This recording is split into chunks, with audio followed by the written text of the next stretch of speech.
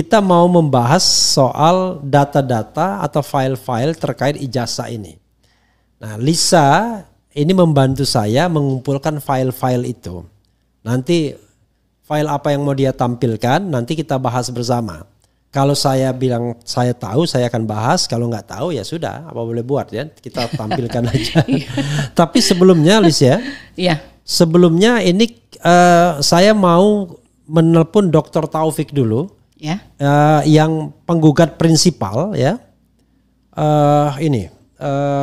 Ijazah Jokowi, baik ijazah S1 maupun ijazah SMA. Ya. Dan ini hari ini adalah sidang pertama. Kita lihat ya. Ya. Bagaimana Pak Taufik. Jadi sebelum kita bahas satu-satu, jadi Lisa siapkan aja data atau file apa yang mau dibuka, ya kan? Ya, baik. Termasuk foto Jokowi bila perlu gitu ya. Soalnya banyak tersebar di media sosial kan? Iya. Nah, kita bisa tahu bisa enggak, bisa benar bisa enggak, tapi kita nanti buka-buka aja file-file mereka. Baik. Yang lebih ngeri atau katanya ada ijazah dibuat tahun 2018 gitu-gitu. Jadi oke, rupanya Pak belum tersambung Pak Taufik ya. Oke, malah double. Belum ini ya. Silakan Lisa nanti kalau misalnya mau menampilkan file ya, file nomor berapa, karena saya sudah serahkan juga ke Jido ya. Misalnya saya misalnya pengen tahu ya, pertama kali isu ini muncul kapan misalnya ya. Tapi silakan ya, nanti ditampilkan file yang barangkali Lisa pengen tampilkan ya. Karena banyak juga yang file yang saya lihat disiapkan ya. Kita sempat bahas juga filenya gitu ya. Jadi kalau Lisa agak pasif, maklum pemain baru. Nanti besok-besok dia sudah bawa data yang Masih lebih. Masih demam panggung iya. ya. By the way, Pak Taufik gimana ini? Jadi file kita bongkar file-filenya ya. Aduh, belum nyambung ya. Ada Lisa yang mau disampaikan? Oh ini saya mau mulai dengan awal mengapa polemik ijazah ya JKW ini nggak selesai. Oke. Ternyata itu mulainya. Sorry, di dekat di sini seperti saya. Oh oke. Di tengah, jangan jauh. Ini dynamic soalnya.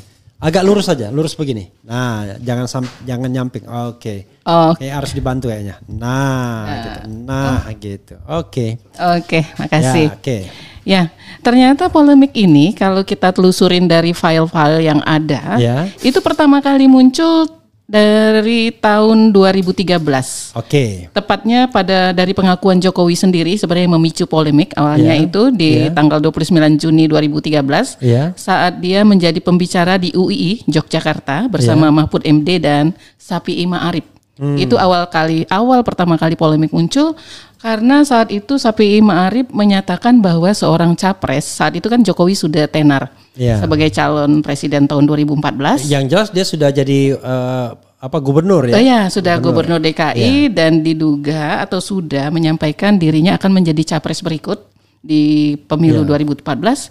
Soalnya digadang-gadang ya, sudah digadang-gadang mungkin karena kalau tidak salah dia dicapreskan Megawati itu menjelang Pilpres 2014. Jadi sudah dekat ya. Sudah dekat dia. Ini masih 2013, masih pertengahan lagi di bulan Juni 2013. Safi'i Ma'arif mengharapkan bahwa capres itu yang menjadi idaman itu tentunya yang pinter gitu, yang IPK-nya nggak mesti 4 lah, tapi minimal 3. Terus dia nembak. IPK saya 4, tapi S3. S1 jangan tanya ya. S1 lebih berat itu. S1 kan aktivis juga RH kan, jadi berat untuk dapat IPK tinggi. Terus Safi'i Ma'arif nembak sama Mahfud, IPK-nya berapa? Mahfud jawab, saya 3,8. Nah JKW menjawab bahwa IPK-nya nggak nyampe 2. Nah itu kayaknya yang jadi pertama orang menjadi penasaran bagaimana sih sebenarnya beliau ini gitu. Itu yang menjadi itu slide awal. Keberapa Lis? Slide ke-5. Slide ke-5. Jadi slide gini, nggak apa-apa. Kalau mau ditampilkan silakan. Kalau nggak apa-apa ya, nanti ini kan. Jadi saya pun juga baca ya soal ini, terutama di koran Tempo ya kalau nggak salah, di tempo.co. Dan ya itu memancing spekulasi. Saya nggak tahu kalau di Lisa dulu. Kalau misalnya IP-nya di bawah 2, kan DO kita. DO. Ya kan? Kalau saya di alma mater saya lebih kejam lagi kan. Berapa? Oh, kalau di bawah 2 sih masih bisa nggak naik tingkat istilahnya. Tapi kalau di bawah 1,5 itu DO langsung. Loh, bukan. Maksud saya kan kita waktu itu nggak main naik tingkatan ya? Atau di IPB beda ya. Kalau di IPB itu kita naik kelas. Oh, jadi kalau di bawah 2 kita nggak naik kelas gitu kan. Terus di bawah 1,5 langsung ditendang jauh-jauh gitu. Oke, kalau di UGM waktu itu kita sudah sistem kebut semalam, sistem SKS kan? Sistem apa? Sistem SKS. Ya, SKS apa? Sistem sistem apa ya? Pokoknya taunya kita pokoknya semester. Ya, sistem kebut semalam. Tapi jangan jauh dari sini ya. Jadi begitu ya. Ya, jadi sudah cukup lama sebenarnya polemik ini dari 2013. Oke. Sampai saat ini masih putar-putar saja. Oke ya. Oke. Jadi dari 2013 Mahfud menyebutkan bahwa IP saya 3,8. 3,8 Mahfud. Dan Jokowi IPK saya kurang dari 2. Kurang dari 2. Nah, ini ada nih ininya ya. Jadi berita 29 Juni 2013 ini. Iya, Tempo. Tempo ya. Tempo dari Tempo. Apalagi Lis yang mau disampaikan? Nah, di slide 2 ada saya tampilkan. Ya. Nah, polemik ini tidak selesai-selesai walaupun sudah ada putusan pengadilan, sudah ada sanggahan dari sejumlah pihak, bahkan terbaru massa dan dari tim pembela ulama dan aktivis menggeruduk rumah Jokowi. Ya. Sampai sayangnya saat itu dia tidak mau menunjukkan ijazahnya dan bilang bahwa hanya akan memperlihatkan jika diminta secara hukum. Oke, ya. Ini kita ketahui juga ya. Tapi barangkali untuk komplement yang saya tahu, memang kayaknya ada juga di file Lisa ya. Memang sebenarnya kalau pengacara atau kuasa hukum Jokowi mengatakan sudah 3 kali kalah katanya. Mereka kok masih juga mempermasalahkan. Padahal menurut catatan saya dan juga saya konfirmasi dari kuasa hukum TPUA, kan TPUA yang menggugat. Ada Hosinuddin, ada Egy Sujana, tapi Hosinuddin yang saya konfirmasi nggak bisa dibilang kalah. Karena kalau Lisa kan bukan orang hukum, saya yang orang hukum. Nggak bisa dibilang kalah karena sebenarnya gugatan itu dicabut. Jadi pertama kali Bambang Tri itu melayangkan gugatan tahun berapa itu? 2023 kalau salah ya? 2009 sebentar. Gugatan ke Pengadilan Negeri 2023 ya? 2022 ya? 2022 ke Pengadilan Negeri Jakarta Pusat. Nah, waktu itu Bambang Tri diwakili oleh TPUA, Egy Sujana CS, termasuk Hosinuddin. Di tengah-tengah, tiba-tiba Bambang Tri dan Gus Nur yang melakukan mubahala ditangkap. Ya kan? Ketika ditangkap, terpaksa gugatannya dicabut. Nah, sebenarnya tidak kalah, ya kan? Nah, berikutnya lagi, akhirnya Bambang Tri sama Gus Nur itu didakwa melakukan tindak pidana menyebarkan berita bohong, sebagaimana dikenakan ke banyak aktivis kan. Dihukum 6 tahun di PN Surakarta, tetapi kemudian dikorting menjadi 4 tahun di Mahkamah Agung karena ternyata bukan berita bohong yang dianggap terbukti, tapi menyebarkan kebencian. Berarti beritanya tidak bohong mungkin?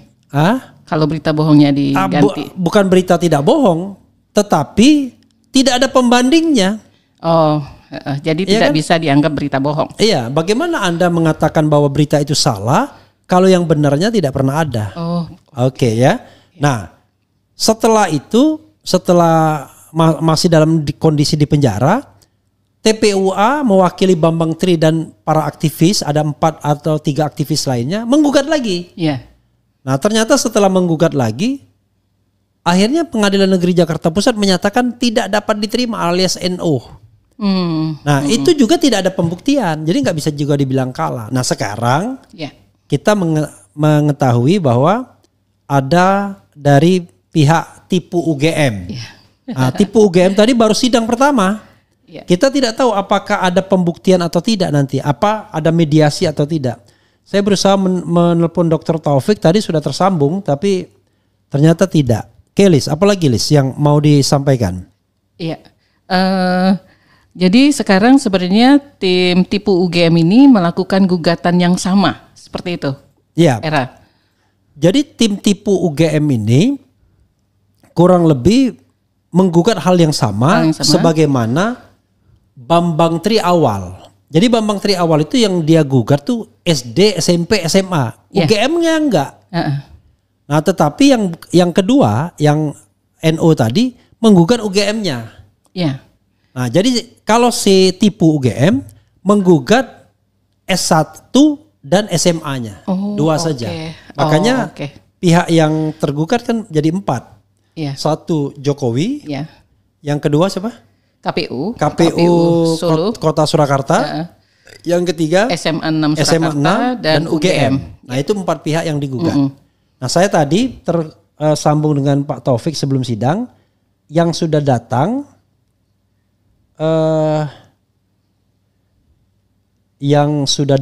itu adalah pihak UGM tadi. Ya.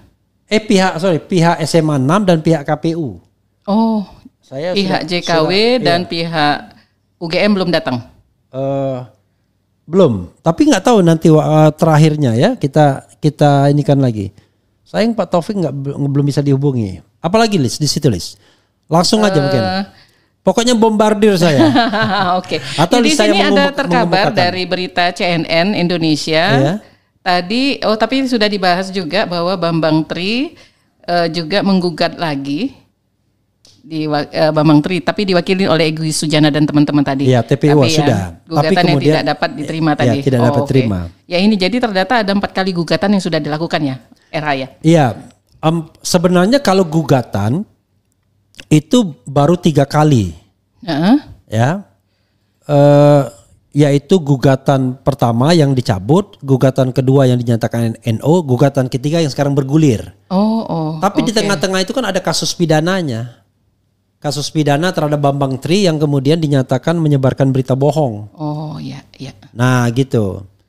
Jadi ada juga yang kata pengacara atau kuasa hukum dari Jokowi, ada gugatan di Pengadilan Tata Usaha Negara. Tapi terus terang saya nggak pernah dengar. Lisa dapat buktinya nggak itu? Iya, sebagai researcher saya cari itu filenya yang gugatan di PT UN. Nggak ketemu. Nah, itu tidak ketemu filenya karena saya cari dari pertama sepakat dengan Era untuk melakukan riset tentang ini dan filenya nggak dapat dimanapun kalau yang ini ya. Oke, saya coba cari. Itu yang memang dari awal memang kita pun nggak ngerti. Jadi cuman ada omongan atau dari Otto. Pengacara Otto aja. Iya, pengacara Otto dan anaknya yang baru-baru ini Yakub Hasibuan. Nyatakan di PT UN di. Ya, mereka merefer 3 itu 2 kali gugatan perbuatan melawan hukum di PN Jakarta Pusat dan yang ketiga itu adalah PT UN. Nah, mereka nggak hitung yang pidananya. Makanya dalam perspektif mereka kalah menang itu begitu. Padahal nggak pernah dibuktikan ya. Oke, apalagi ini Pak Taufik kok nggak bisa dihubungin ini? Mungkin sudah mulai sidangnya bukan? Bukan, sudah selesai. Tadi dia oke katanya, tapi teruskan nggak apa-apa. Tentang ijazah skenario ijazah Jokowi di Fakultas Kehutanan UGM itu coba saya bagi menjadi 3 skenario. Yaitu skenario pertama itu adalah asli. Jadi Jokowi kuliah hingga lulus. Yang skenario kedua adalah dia tidak punya ijazah, kuliah tapi tidak lulus gitu. Skenario ketiga itu ijazahnya palsu. Karena sebenarnya tidak pernah berkuliah di Fakultas Kehutanan UGM. Jadi ada 3 skenario sebenarnya. Tapi kalau saya mengatakan bahwa walaupun dia misalnya pernah kuliah, bisa jadi juga dia bikin palsu kan? Jadi kalau yang kita dengar kan lebih pada kemungkinan dia sekolah atau tidak, atau kuliah atau tidak. Kuliah sampai lulus, atau kemudian kuliah tapi tidak sampai lulus, atau kemudian tidak pernah kuliah sama sekali. Nah, kalau saya lihat misalnya Lis ya, Ya. Banyak kesaksian yang mengatakan dia tuh kuliah. Kuliah? Ya. Oh, jadi banyak yang menyaksikan dia itu kuliah. Tetapi belum ada orang yang melihat ijazah aslinya. Itu sih masuk akal ya. Masuk akal dua hal menurut saya. Saya misalnya teman satu angkatan tuh waktu itu 250 orang. Ya maklum lah fakultas hukum kan. Fakultas hukum kan termasuk banyak biasanya. Termasuk undergrade dia kan. Kalau masal. Bukan undergrade dong. Enggak, kalau dikit di Indonesia itu fakultas hukum itu undergrade. Tapi kalau Anda ke Amerika itu high grade. Oh. Kenapa? Untuk ngambil fakultas hukum Anda harus tamat dulu S1. Jadi dia itu bukan undergraduate tapi postgraduate. Oh gitu. Dan yang paling lucunya orang ngambil MBA ngambil fakultas hukum. Bisa. Enggak, maksudnya gini, S1-nya ekonomi. Kemudian ngambil MBA, tamat MBA ngambil lagi fakultas hukum. Tetap dianggap grading tingginya fakultas hukum. Oh. Makanya jangan heran kalau di sana Presiden Amerika rata-rata dari hukum. Dari hukum karena dia tamat S1 dari any disiplin kan. Nah, saya juga merasa ada teman yang ini sebenarnya lulus apa enggak. Dulu ada aktivis UGM namanya M. Torik. Sorry Torik ya kalau Mas Torik ya karena dia senior saya. Kalau dia lihat lama sekali dia kuliah. Sampai sekarang kita nggak tahu dia lulus apa enggak. Bahkan ada teman saya tidak sebutkan namanya, dianggap ahli di bidang tertentu. Kadang-kadang dibilang orang profesor. Tapi lulus S1 aja enggak. Jadi yang begitu-begitu wajar orang nggak ngerti kan. Betul. Nah, Jokowi bisa jadi begitu, apalagi dia bukan tokoh. Iya. Ya kan? Beda kan kalau Anies menjadi ketua Senat mahasiswa UGM, nggak mungkin orang nggak tahu dia selesai apa enggak. Tapi ini kita nggak ngerti. Nah gitu. Itu fakta yang harus kita garis bawahi juga gitu. Jadi sebenarnya secara umum teman-teman kuliah tuh kadang tidak mengetahui kita lulus atau tidak. Enggak? Iya, betul. Boro-boro lihat ijazah kita. Kadang-kadang tahu satu angkatan berapa Lisa di IPB? Saya kalau satu jurusan 100 orang. Kalau satu angkatan? Satu angkatan 2000 kita. Oke, karena kalau begitu kayak UGM juga ya. Iya, Se-UGM sekian 1000 tapi kalau saya waktu itu satu angkatan 250 orang.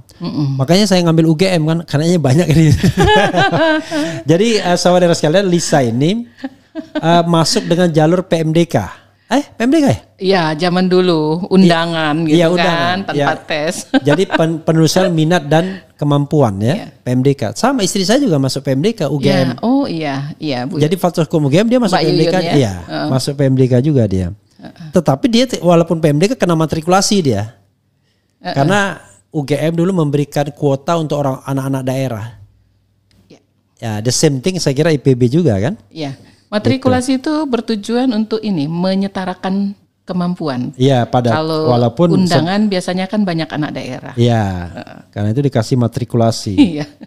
Kalau saya tidak matrikulasi kan? Karena udah oke kalau yang lewat tes. Bukan, karena masuk fakultas hukum dan langsung ngomong waktu penataran P4 kan. Wah, ini kayaknya oke.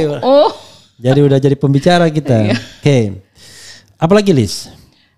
Tadi yang kita kan tadi skenario tadi udah selesai ya. Iya, jadi kita tidak bisa mengatakan mana skenario yang benar, tetap karena kenapa? Ada banyak fakta yang mengatakan dia kuliah.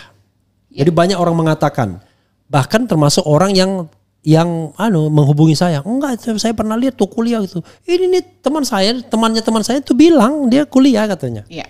Nah, cuman di antara mereka semua tidak ada yang pernah melihat ijazah aslinya. Karena itu bisa jadi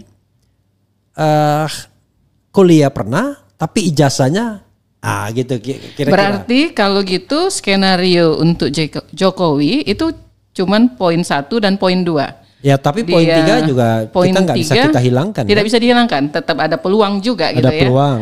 Karena ada lagi teori yang bukan teori ya, ada lagi omongan lah. Kalau pakai teori itu kan sesuatu yang sudah proven.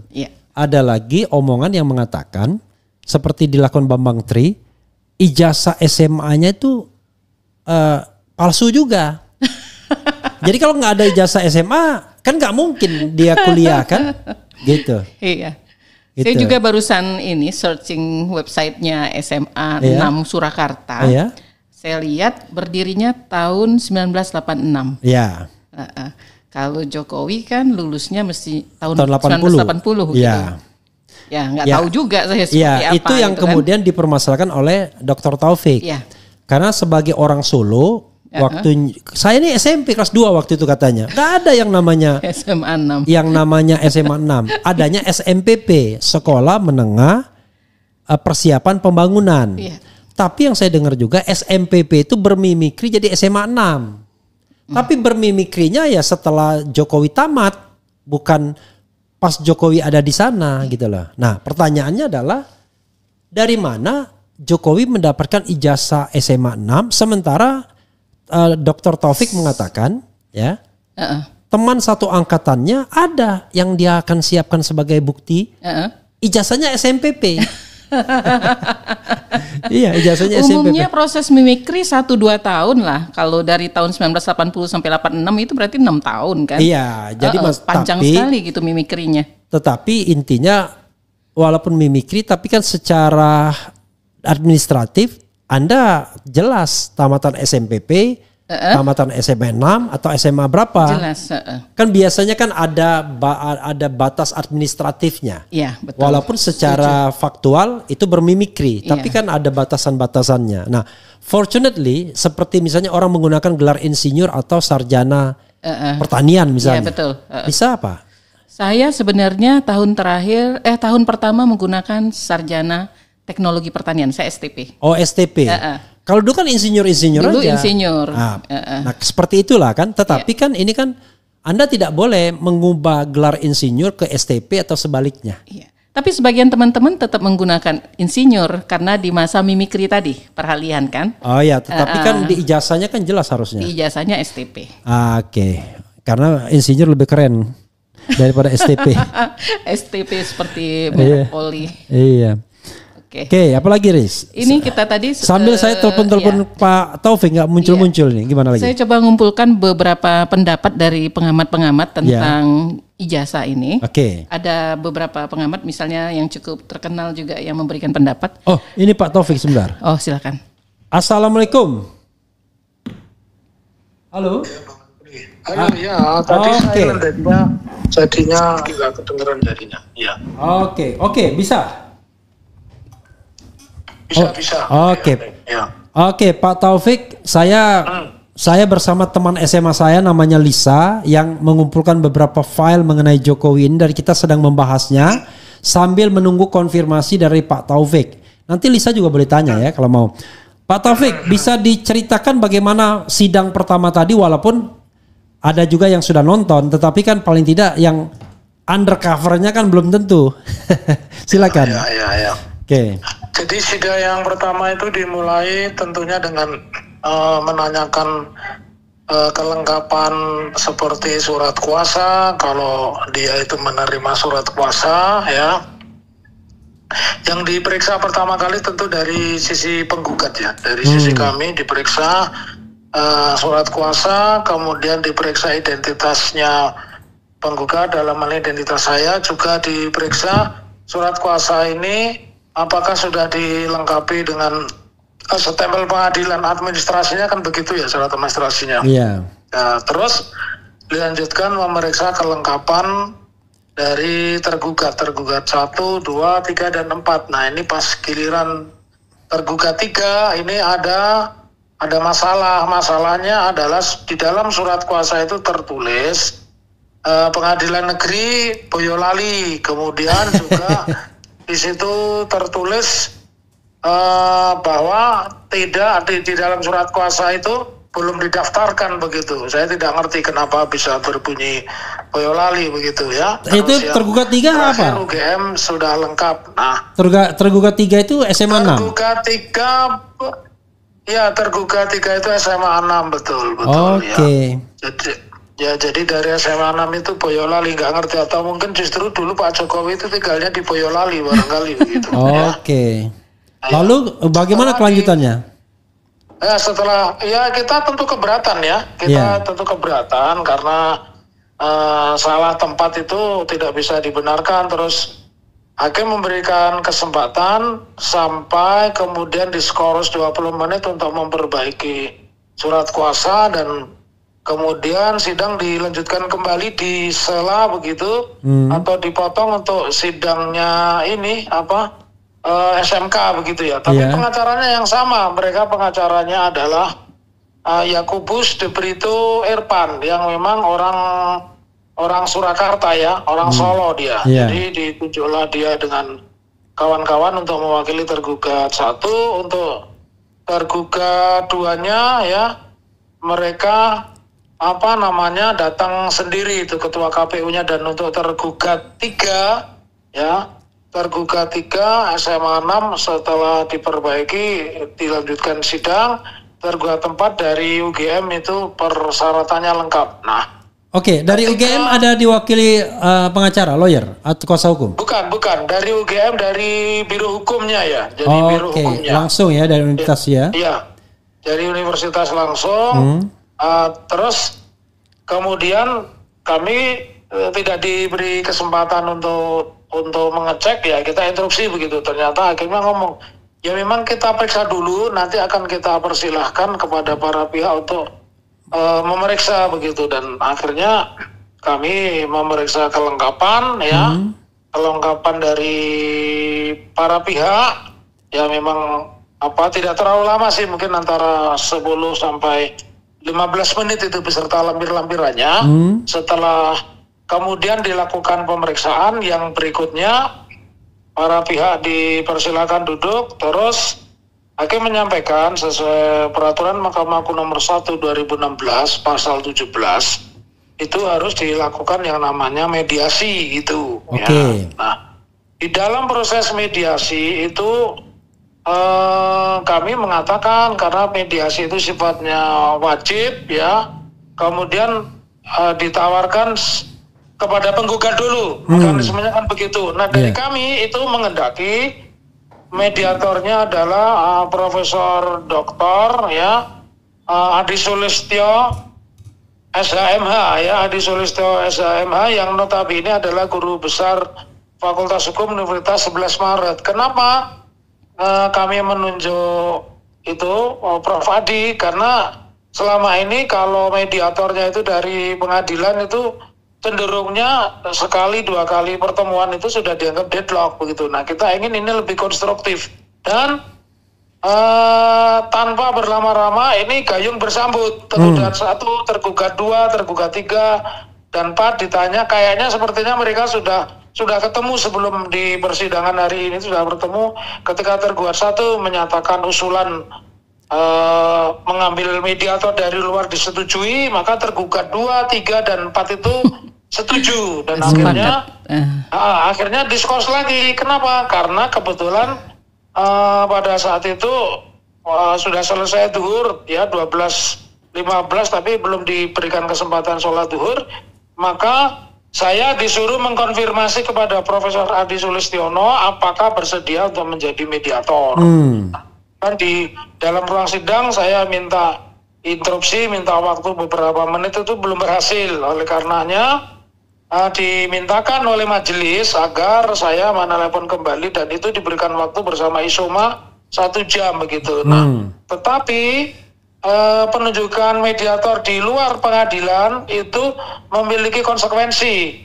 Apa itu konsekuensinya? Yang pertama, segala pembiayaan yang timbul itu wajib ditanggung oleh para pihak. Kebetulan kami yang mengusul dan kami mengatakan kalau sesuai dengan klausulanya tentu ini kewajiban itu dibebankan kepada penggugat dan tergugat. Kebetulan penggugat 1, tergugatnya 4. Yang disepakati begitu.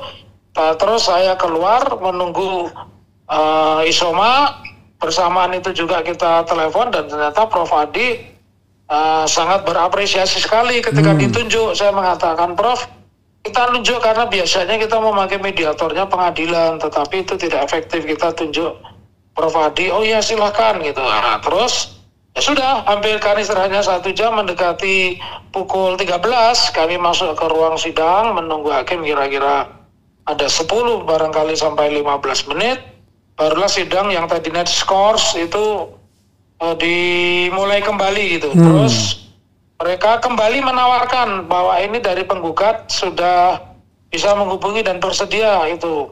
Nah, terus kemudian tergugat 1, 2, 3, dan 4 juga setuju begitu ya. Nah, akhirnya dibuatkanlah berita acara penetapan yang menunjuk mediator Guru Besar Fakultas Hukum Universitas 11 Maret Profesor Adi Sulistiono sebagai mediator, dan disepakati sidang pertamanya mediator itu adalah hari Rabu tanggal 30 April 2025 pukul 10 pagi ya.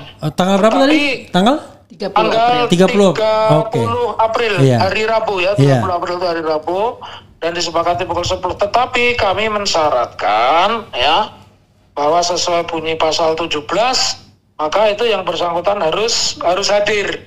Jadi dalam hal ini pemberi kuasa dari P, saya pribadi itu Muhammad Taufik, tergugat 1 selaku Joko Widodo, tergugat 2 adalah Ketua Komisi Pemilihan Umum, tergugat 3 adalah Kepala SMA 6, dan tergugat 4 Rektor. Itu semua sepakat begitu, sepakat di tanggal itu. Dan yang perlu saya tambahkan informasinya, penggugat prinsipal yang tidak hadir Joko Widodo sama Rektor UGM ya, yang lainnya tergugat 2, 3, dan penggugat itu hadir prinsipalnya. Begitu Bang Refli. Ini menarik ya, ketika pihak Jokowi justru juga menghendaki mediator dari pihak luar. Ya, dan kemudian diiyakan. Karena ternyata saya baru tahu setelah membaca media ketika datang justru pihak Jokowi yang pertama kali menawarkan mediasi kepada diwawancara wartawan, justru pihak Jokowi yang meminta sidang pertama itu harus mediasi begitu. Kayak kita taunya setelah keluar sidang, makanya ketika kami menyampaikan mediator, mereka tiba-tiba semua setuju begitu Bang Refli. Jadi ada prolognya sebelumnya begitu. Ini artinya Dr. Taufik terjebak pada permainan kubu tergugat atau gimana ini? Kenapa? Dr. Taufik terjebak pada permainan kubu tergugat atau gimana? Atau masuk kandang mereka? Suaranya putus-putus Bang Refli. Apakah ini berarti Pak Dr. Taufik masuk kandang mereka? Masuk kandang mereka? Halo? Ya, sudah tersambung kembali. Tadi putus itu. Apakah berarti Dr. Taufik masuk kandang mereka yang mereka siapkan sehingga mengusulkan mediator dari pihak luar pengadilan itu justru sesuatu yang mereka harapkan, terutama tergugat 1?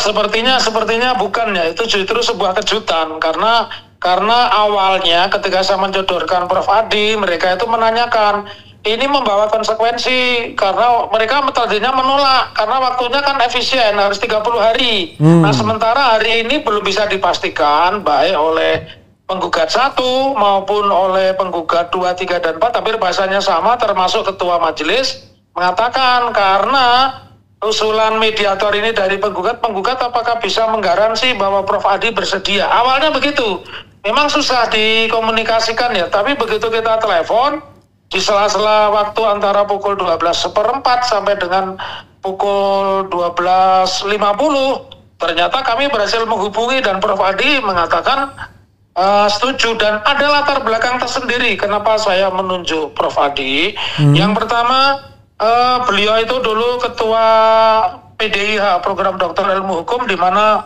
dulu saya menyelesaikan kuliah ya, dan beliau salah satu dosen penguji saya, disertasi S3 saya, dan kebetulan juga penguji disertasinya dari Dr. JB Irfan. Begitu Bang Refli. Jadi ada inside story-nya gitu, ada inside story, dan tidak dengan tiba-tiba kita masuk jebakan, enggak, karena tidak ada gambaran sebelumnya.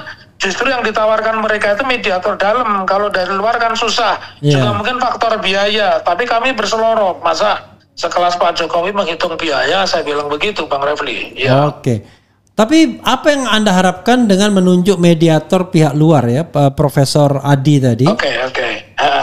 Nah, harapan saya ini ada sesuatu yang berbeda, ada something different, karena kami sebagai advokat ini pengalaman ketika menggunakan mediator hakim itu naga-naganya arahnya ini seperti robot aja, sidang mediator sekali 2 kali begitu deadlock begitu ya, deadlock. Nah tetapi kalau mediatornya ini seorang guru besar, saya meyakini barangkali ada suasana di ruang mediasi ini tidak seperti sedang diadili begitu. Tetapi jangan lupa meskipun kami menggunakan mediator luar ya, meskipun kami menggunakan mediator luar begitu Bang Refli. Iya. Kami tetap tidak lepas dari substansi. Apa substansinya? Jokowi harus hadir secara pribadi di ruang mediasi, tidak bisa diwakilkan. Itu kata kunci dan harga mati itu. Jadi bukan hanya NKRI yang harga mati, Taufik pun juga punya harga mati. Kalau yang datang misal misal yes. Jokowi datang tapi Rektor UGM tidak datang gimana? Ya kan pasti diulang lagi begitu kan. Kalau namanya mediasi ini kan yang hadir harus in person, harus pihak yang berkepentingan secara langsung gitu, harus prinsipal. Jadi empat itu yang harus hadir ya, Jokowi, Ova Emilia, Kepala Sekolah SMA 6 dan Ketua KPU Surakarta. Betul. Iya, benar. Oke. Dan mediasi itu apa yang mau dimediasikan? Kan ini kan jelas soal terkait dengan gugatan soal ijazah SMA dan ijazah S1. Apa yang mau dimediasikan? Paling kan Pak Taufik cuma minta perlihatkan yang asli kan? Iya, kita minta perlihatkan yang asli, tapi kami kan tentu melalui sebuah mekanisme, bukan saya yang melihat. Harus ada lembaga otoritas yang meyakini ijazah itu memang asli. Itu salah satu klausul yang saya yakin juga pertama belum tentu Pak Jokowi itu hadir di ruang mediasi, itu yang pertama. Yang kedua, klausul yang kami cantumkan, karena tadi pihak tergugat juga meminta, kita akan lihat klausul apa yang dicantumkan oleh para penggugat dan nanti akan kita sampaikan pada prinsipal kami masing-masing, apakah menyetujui draft mediasi termasuk persyaratan yang disampaikan oleh penggugat. Karena kami itu harga mati adalah gugatan itu substansinya ada di petitumnya, di petisi kita, di gugatan kita, di klaim kita itu, bahwa mereka harus menunjukkan ijazah asli dengan standar undang-undang pendidikan dan standar yang memang diakui oleh otoritas, itu ijazah itu asli begitu Bang Refli. Jadi nggak cuman kita ditunjukkan sebagaimana wartawan ditunjukkan tapi nggak boleh bawa kamera, nggak boleh merekam, nggak boleh bawa HP, bukan begitu. Namanya pengadilan kan titik temu. Jadi dalam misalnya dalam mediasi itu ditunjukkan ijazah aslinya, baik S1 maupun SMA. Berarti di dalam mediasi itu sudah bisa memanggil para ahli atau gimana? Iya, dia di dalam mediasi itu sudah memanggil para ahli begitu. Iya. Dan itu kan tidak mudah untuk seorang seperti Jokowi. Dan tadi juga kami singgung, Jokowi itu kenapa ya pergi ke luar negerinya, mantan presiden kok perginya dengan menteri, apa nggak jatuh wibawanya, lebih terhormat datang ke persidangan. Kami sampaikan begitu tadi di ruang sidang. Oke, karena persidangan separuh wajib, kalau itu sunnah ya. Sunnah. Itu sunnah muakat. Sudah ada yang lain yang mewakili. Iya. Pak Taufik boleh bertanya? Ada teman saya mau bertanya. Oh iya. Boleh silakan. Pak Taufik, kebenaran saya juga sedang buka nih syarat-syarat ijazah asli, misalnya legalitas, nomor seri, kualitas cetakan, tanda tangan, cap resmi. Nah, itu kalau seperti itu saja kan itu maksudnya penampakan fisik. Kalau uji itu kan kita juga ada misalnya pengujian usia kertas, itu kan misalnya uji karbon dan sebagainya. Itu perlu tenaga ahli juga. Apakah itu akan dilakukan juga? Ya, itu harus dilakukan juga. Kita kan bukan seperti anak kecil dikasih kue mereknya Mari Regal terus kita percaya itu Mari Regal. Kan mesti diteliti dulu, benar gak itu ijazahnya, tahun keluarnya bersesuaian gak dengan standar ijazah yang pernah diterbitkan. Berarti harus dipinjam ya Pak ya ijazahnya itu supaya bisa diuji yang tadi, yang lebih detail tadi. Iya betul, termasuk SMA-nya. Kan dia SMA-nya berbeda. Sampai hari ini itu tidak pernah ada satupun yang pernah melihat ijazah SMA-nya. SMA-nya padahal yang kami tahu, pembanding yang kami miliki yang akan kami keluarkan kalau nanti ternyata itu deadlock, itu kita punya ijazah itu berbunyi sekolah menengah persiapan pembangunan, nggak ada kata-kata sekolah menengah atas 6, begitu nggak ada itu. Jadi kami meyakini ini tidak seperti yang dibayangkan orang makan siang gratis asal tunjukkan selesai, enggak. Kita betul. harus standar-standar ilmu forensik dan sebagainya harus dipakai juga begitu. Terima kasih Pak Taufik. Pak Taufik, apalagi yang ingin disampaikan sebagai closing statement? Rupanya ada azan, silakan. Terima kasih ya. Ini satu persidangan menarik karena tadi beberapa televisi juga menyiarkan secara live. Di Solo baru sekali ini sidang perdata live begitu. Saya ingin mengatakan, kalaupun mediasi kami tidak akan pernah menggadaikan idealisme. Kalaupun mediasi kami tidak akan tunduk kepada kemauan orang per orang. Ibaratnya mediasi kan kami dikeroyok 1/4 kan begitu. Nah, kami tetap akan konsisten karena misi kami ini adalah pengadilan itu tempat yang paling terhormat untuk mengaji kesahihan, pengadilan tempat yang paling sakral untuk mengatakan seseorang itu jujur atau tidak jujur. Oleh karena itu ijazah yang diuji itu harus oleh orang yang memiliki kompetensi. Bahkan kalau perlu, kalau diizinkan ya tentu Bang Rismon Sianipar salah satunya yang saya pakai untuk menguji, atau Roy Suryo begitu Bang Refli. Jadi jangan berpikiran mediasi itu kita pengen damai, karena memang hukum acara persidangan perdata harus dilalui dengan mediasi, begitu Bang Refli. Oke, jadi mediasi itu semacam prosedur, tapi substansinya adalah konfirmasi, klarifikasi, verifikasi terhadap ijazah asli itu ya. Exactly, betul. Oke, Pak Taufik, terima kasih banyak ya. Salam buat teman-teman. Mudah-mudahan lancar tanggal 30 nanti. Oke, amin. Dan amin. tolong dijaga Profesor Adinya jangan sampai kemudian masuk angin. Iya, betul. Tapi saya tetap konsisten, titip salam saya buat follower RH Channel. Saya tidak akan menggadaikan idealisme, saya tidak akan jatuh hanya karena bersedia mediasi begitu. Iya. Oke, terima kasih. Assalamualaikum warahmatullahi wabarakatuh. Waalaikumsalam warahmatullahi wabarakatuh. Saudara sekalian, kita lanjutkan lagi tadi dengan Taufik ya. Balik ke Lisa. Ada orang mengatakan, wah ini RH reuni. Enggak, bukan reuni. Kebetulan kita mendaya fungsikan, ya kan. Orang yang sering melakukan riset, daripada dia mengkritik RH Channel begini-begini, udahlah ikut aja ke sini.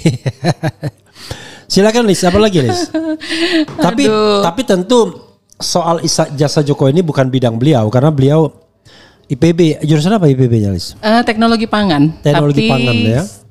Dari awal memang lebih banyak di marketing research. Oh, marketing research. Bisnis, jadi lebih ke bisnis. Oke.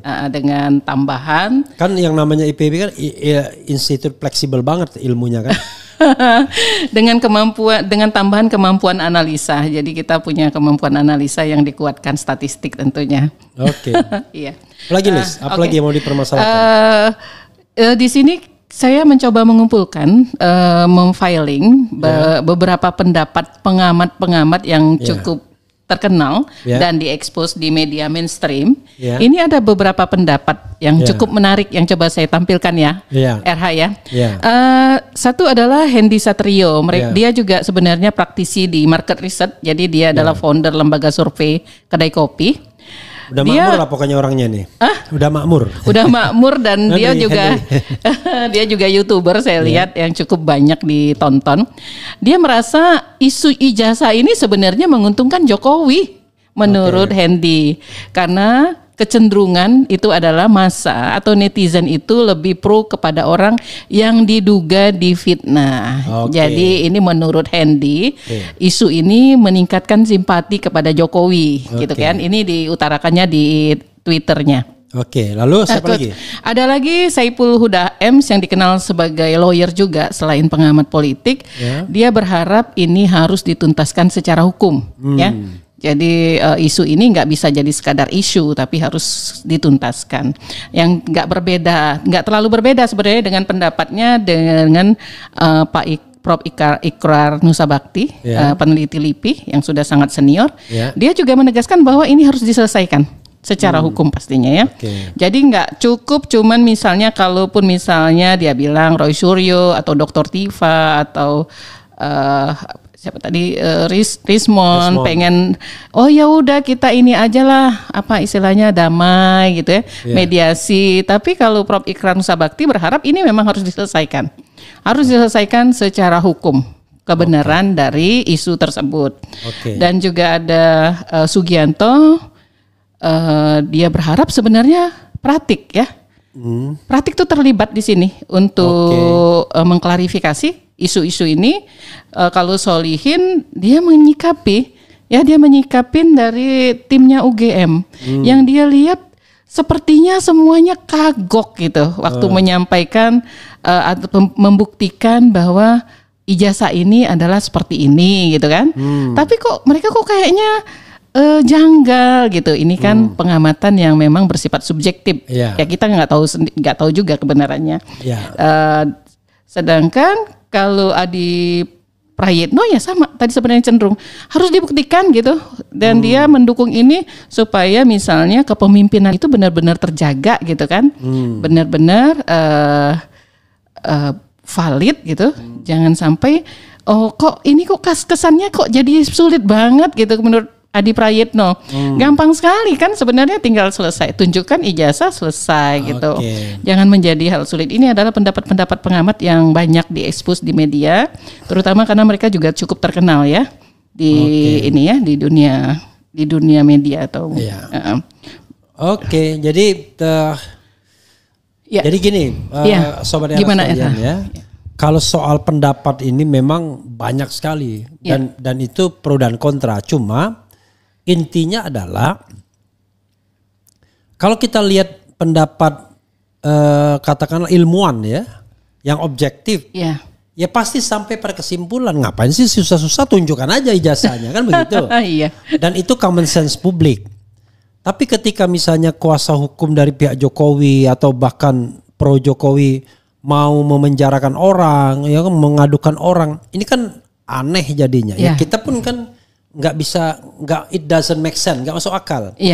Kita minta ijazahnya, lalu diadu dengan polisi. Kata Rocky Gerung nih, ini menarik nih, mungkin Lisa perlu dengar juga. Rocky Gerung mengatakan dalam hubungan kepala negara dan warga negara itu nggak ada fitnah.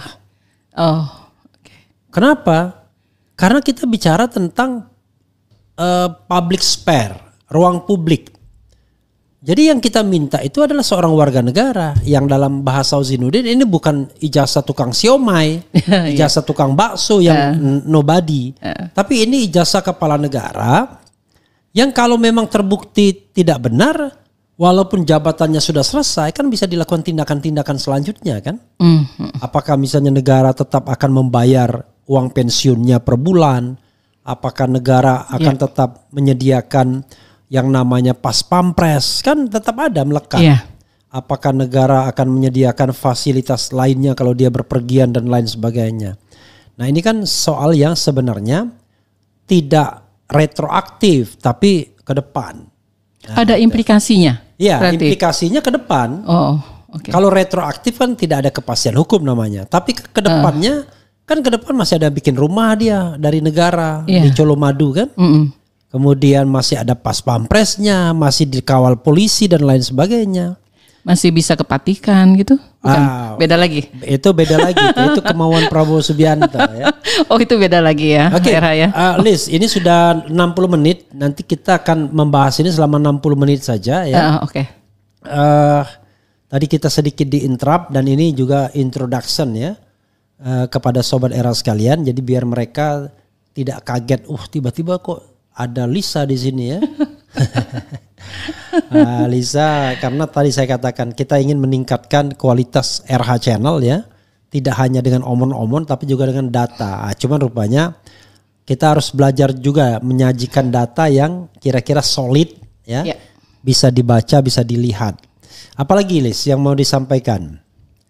Sebenarnya dapat banyak foto-foto yang berseliweran di sosial media. Sayangnya karena memang sumbernya tidak jelas, jadi kita tampilkan di sini. Mungkin di kesempatan lain. Sudah dikirim ke saya belum ya? Di apa? Di yang sebelumnya, slide sebelumnya. Maksudnya di file yang sebelumnya. Oke, nggak apa-apa. Di file yang sebelumnya belum saya hapus. Iya. File terakhir tuh dihapus. Kenapa ininya? Ya misalnya ada perbandingan foto Jokowi pada waktu dia masih muda, yang waktu itu ada foto di, kalau nggak salah di kartu nikah apa ya, di surat nikah, di KTP, di ijazah, itu dibandingkan dengan foto Jokowi sekarang gitu kan. Nah itu kan kalau secara kasat mata, kalau pribadi melihatnya sepertinya berbeda memang. Tapi kalau Roy Suryo melihatnya lebih saintifik. Dia membandingkannya dengan menggunakan face recognition dari AI, dan dia melihat itu sangat berbeda. Berasal dari dua orang yang berbeda foto tersebut, dari foto Jokowi dan foto yang fotonya nggak bisa kita tampilkan ya karena tadi sudah dihapus. Karena begini saudara sekalian, ini perlu klarifikasi ya. Ada di file yang sebelumnya. Kita ini ketika kita menampilkan foto dan lain sebagainya memang harus jelas sumbernya dari mana. Nanti dibilang hoax lagi kan gitu. Tapi ya nantilah itu PR kita. Bisa selanjutnya juga kita bisa tetap membahas ini dengan foto-foto dengan menunjukkan sumbernya juga. Nanti kita cari sumber yang terbaru. Jadi kesempatan lain kita bisa tetap bahas ini, tapi yang lebih concise, kira-kira perkembangan yang risetnya lebih dalam, lebih jauh gitu ya. Karena ada yang mengatakan misalnya skripsi Jokowi ini dibuat pada tahun 2018 dengan cara ngambil apa istilahnya kalau dia ngambil data di ETD, jadi Electronic Thesis and Dissertation Fakultas Kehutanan. Nah di situ dia bisa grabbing, bisa ngambil ya apa istilahnya ya ngambil itu. Kalau bahasa Inggrisnya kita ngambil, download lah istilahnya mungkin. Tapi bukan download, apa istilahnya ya dia. Kalau download kan langsung begitu aja. Kalau dia ini ditarik gitu data itu. Karena kalau di download belum tentu bisa itu. Jadi dia tarik data itu dan ada khusus data ijazah Jokowi. Bisa dapat. Iya. Nah, skripsi Jokowi. Nah, tapi kemudian kajiannya ijazah itu tahun 2018.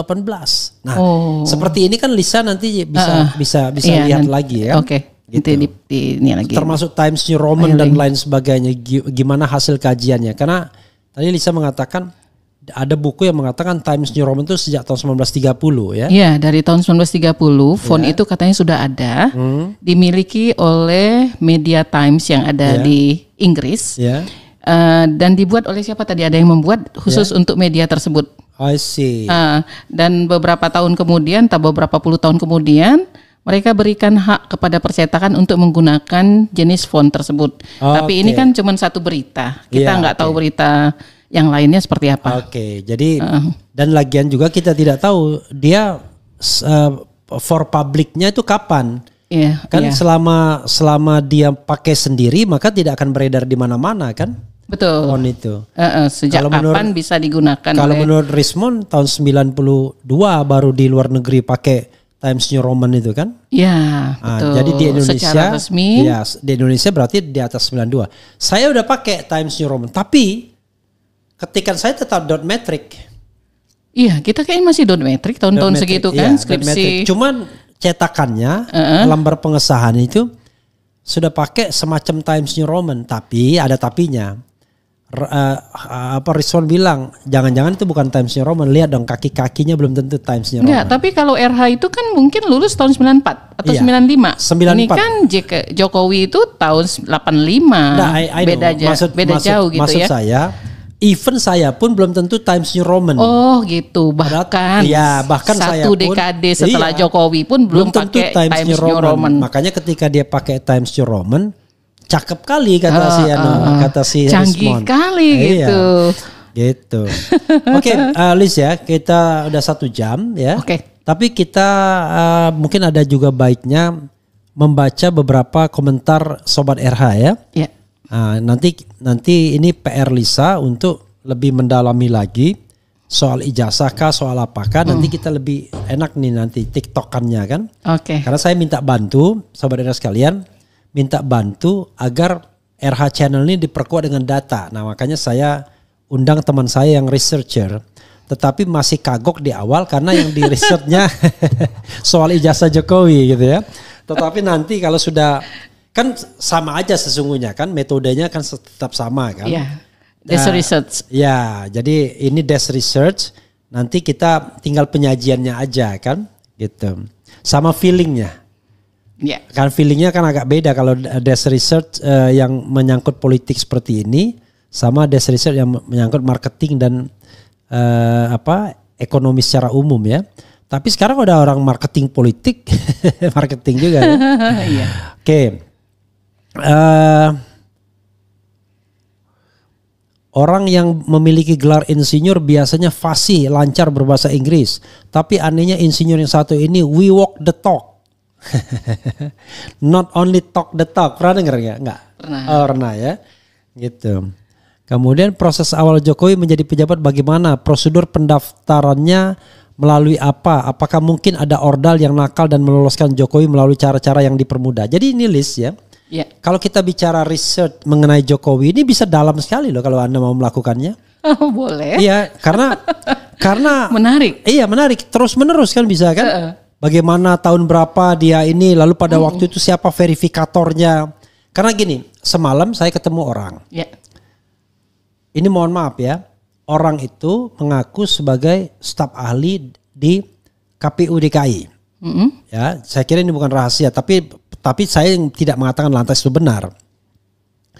Dia mengatakan bahwa kebetulan ketua KPU-nya orang yang sekarang ada dalam pemerintahan hari ini dan pemerintahan Jokowi juga, ya kan? Dia mengatakan bahwa wah udah diverifikasi, padahal ketua verifikasi bukan dia, dan dia mengatakan nggak pernah diverifikasi itu, ijazah itu, tapi walahu alam, ya kan?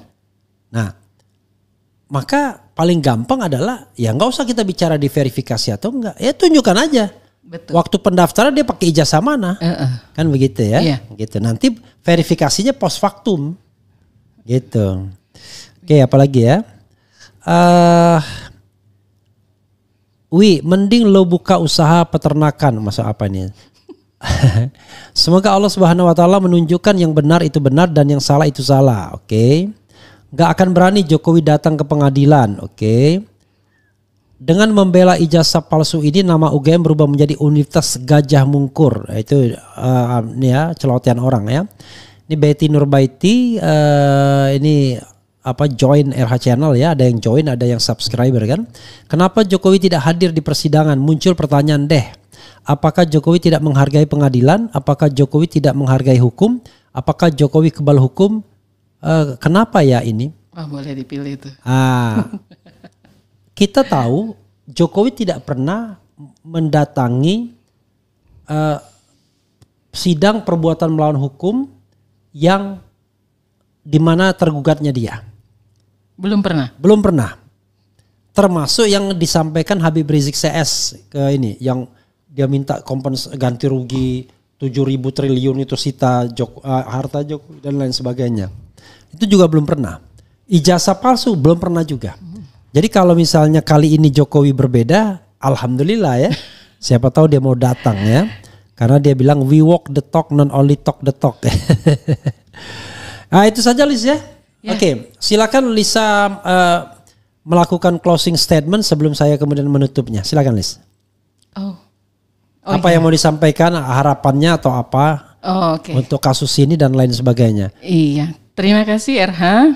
Merasa sangat terhormat bisa jadi tim RH untuk jadi tim researchnya. Ya mudah-mudahan bisa membantu RH ke depan. Walaupun mungkin karena masih awamnya saya di bidang politik, ini mungkin masih harus banyak belajar lagi.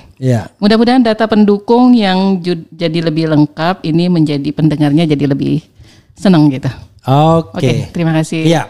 Jadi saudara sekalian ya, ini cara kita ya. Saya berusaha juga mengundang orang-orang ya, termasuk melakukan investigasi dan lain sebagainya.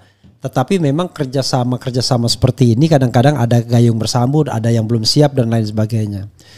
Tetapi intinya adalah memang alangkah baiknya kita kembangkan budaya untuk yang lebih saintifik ya. Kalau omon-omon RH sudah lakukan itu kan. Tetapi dengan data yang memang dihadirkan di dalam proses podcastnya itu jauh lebih baik. Karena kalau misalnya kita menghadirkan sendiri, no time, gak ada waktu, ya kan? Tetapi kalau ada dibantu teman yang researcher, teman yang mungkin ahli statistik dan lain sebagainya, itu baik sekali. Jadi semuanya kan sebenarnya kan semua itu mau dikuantitatif. Bahkan kejujuran orang pun dikuantifikasi sekarang bisa. Ini kan. Jadi kecenderungannya selalu ada kuantifikasi karena kuantifikasi itu menarik. Dan itulah yang dilakukan Jokowi kan, begitu dia pidato hari ulang tahun Gerindra, apa yang dibicarakan dia? Bukan bicara tentang bagaimana besarnya negara ini ke depan kita menganam. Jokowi adalah presiden terkuat katanya. Karena setelah 3 bulan atau 2 bulan atau berapa, kepuasan terhadap Prabowo itu sampai 80% katanya. Saya kira ternyata dia peduli soal kuantifikasi seperti itu. Makanya problem negara tidak pernah selesai mungkin di situ. Itu saja saudara sekalian. Wassalamualaikum warahmatullahi wabarakatuh.